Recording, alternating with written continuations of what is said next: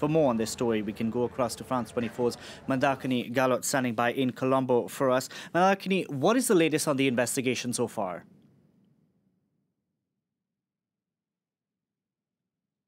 Now, with the arrest of the Sri Lankan millionaire, the number of suspects in custody is now more than 70, many of them family members of the 9 suicide bombers.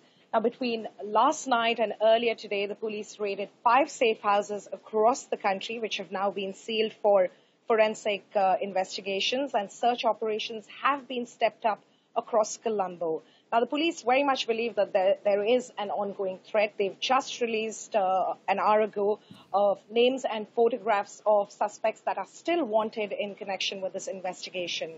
Now, police forces from at least 6 countries, including the FBI, the Scotland Yard, and the Interpol, are assisting the Sri Lankan authorities with this investigation. There's quite a bit that the Sri Lankan authorities already know about this group, the National Tawhid Jamaat, and they are unearthing fresh details with each passing day. Now, the Prime Minister said that some of the attackers were being monitored by the country's intelligence services, but they didn't have enough evidence to detain them, although at least one of the sons of the millionaire arrested today, had been taken into custody sometime last year before being released. It's unclear why he was taken into custody at that time. Another top police official in Sri Lanka, Ruvan Gunasekar, the same official who in fact floated the April 11th memo, said today that the authorities here now believe that an earlier explosion in April in a town called Kathankudi in eastern Sri Lanka was likely a trial run by the NTJ for Sunday's attacks. So fresh details are emerging with each passing day, and again, authorities very much believe that there is an ongoing threat. An ongoing threat, Mandakini, the investigation still continuing, arrests still being made. Is it safe to say that normalcy will take some time to return to Sri Lanka? Absolutely. It's safe to say that things are far from normal.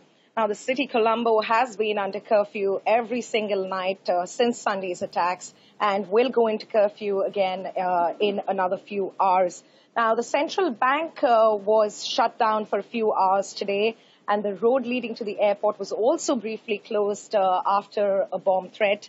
There was also an explosion in a garbage dump behind a courthouse in a town called Pagoda.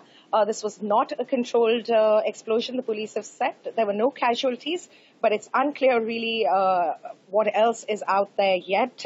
Schools and universities remain closed. All Catholic services have been suspended until April 29th.